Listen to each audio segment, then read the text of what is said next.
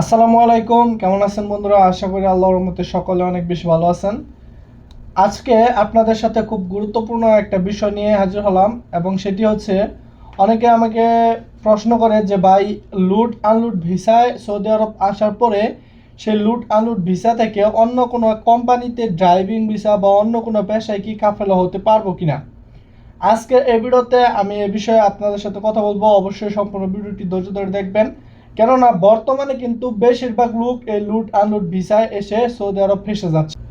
তাদের কিন্তু একটা কোম্পানির কথা বলে সৌদি আরব পাঠানো হচ্ছে, এবং পরবর্তীতে তাদের সেই কাজ বা সেই জায়গা বা সেই কোম্পানিতে তাদের কাজ দেওয়া হচ্ছে না। তো এটা কিন্তু এখন বর্তমানে অনেক বড় একটা প্রবলেম হয়ে উঠে দাঁড়িয়েছে সৌদি আরবের বাংলাদেশি ভাইদের জন্য। তো চলুন আমরা জেনে নিই যে সৌদি আরবে এই লুট আনলুট ভিসায় আসার পরে অন্য কোনো পেশাতে আমরা ট্রান্সফার বা কাফেলা হতে পারবো কিনা। তো দেখেন, বর্তমানে সৌদি আরবের সরকার খুব ভালো একটা সিস্টেম করে দিয়েছে। সেটা হচ্ছে, আপনি যদি একমাত্র ডোমেস্টিক ওয়ার্কার বা হাউস ড্রাইভার বা আমেল মানজিল না থাকেন, তাহলে আপনি যে কোনো সময় যে কোনো কফিলের আন্ডার থেকে আপনি কিন্তু অন্য একটা কফিল অথবা অন্য কোম্পানিতে ট্রান্সফার হতে পারবেন, মানে কাফেলা হতে পারবেন।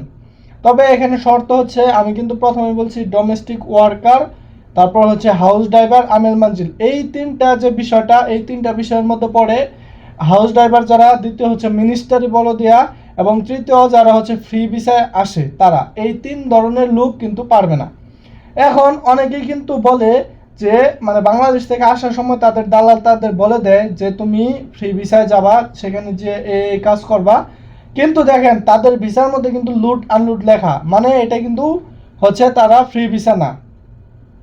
তাদের যে কফিলের আন্ডারে এসেছে, মানে সে কিন্তু অবশ্যই একটা কফিলের আন্ডারে এসেছে, সেই কফিলের আন্ডার থেকে কিন্তু চাইলেই সে অন্য একটা বিষয়ে বা অন্য একটা কোম্পানিতে কাফেলা হয়ে যেতে পারবে। তো দেখেন, এই এই সিস্টেমটা কিন্তু এই 2024 সালে চালু করেছে।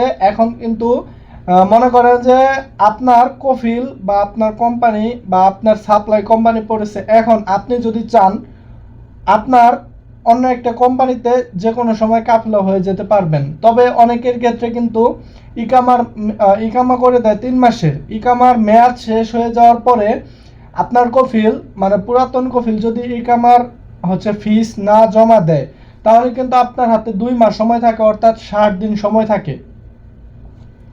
এই 60 দিনের ভিতরে আপনাকে কিন্তু কাফেলা হতেই হবে, তা না হলে কিন্তু আপনার ভিসার উপর হুরুপ লেগে যাবে বা টার্মিনেট লেগে যাবে, এবং টার্মিনেট লাগার 2 মাস পরেই কিন্তু আপনার হুরুপ অটোমেটিক লেগে যাবে। এখন কিন্তু কফিলরা চাইলেই হুরুপ দিতে পারে না, তবে সেটা দেওয়ার জন্য একটা প্রসেস রয়েছে, সেটা মেনটেন করতে হয়, কিন্তু সহজে কিন্তু তারা এখন আর চাইলেই তাদের নিজস্ব সিস্টেম থেকে হুরুপ দিতে পারবে না।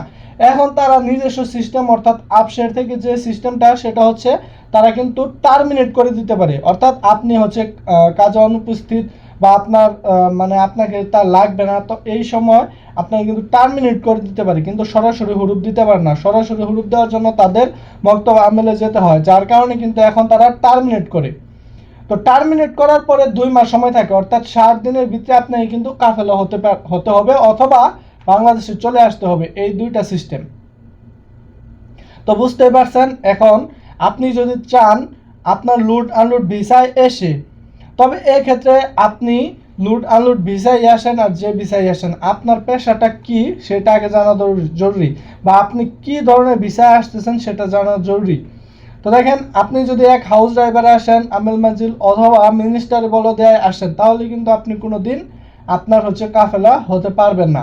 এটা ভাই অবশ্যই মাথায় রাখবেন। এবং যারা এই 3 ধরনের ক্রাইটেরিয়ায় না পড়েন, তারা কিন্তু চাইলেই আপনার যে কোনো সময় আপনার কফিলকে জানিয়ে, অথবা আপনার যদি কফিল ইকামার মেয়াদ শেষ হওয়ার পরে ইকামা না বানিয়ে দেয়, তাহলে আপনি কিন্তু চাইলেই কফিলকে না জানিয়েই আপনি অন্যত্র কাফেলা হয়ে যেতে পারেন। তো আশা করি আজকের এই ভিডিওটি অনেক প্রবাসী ভাইদের উপকারে আসবে। অবশ্যই সম্পূর্ণ ভিডিওটি দেখার জন্য ধন্যবাদ, এবং একটা লাইক করে দিবেন। এবং যারা যারা আমার চ্যানেলে নতুন আছেন, অবশ্যই চ্যানেলটি সাবস্ক্রাইব করে পাশে থাকা বেল আইকনটি বাজিয়ে দিবেন।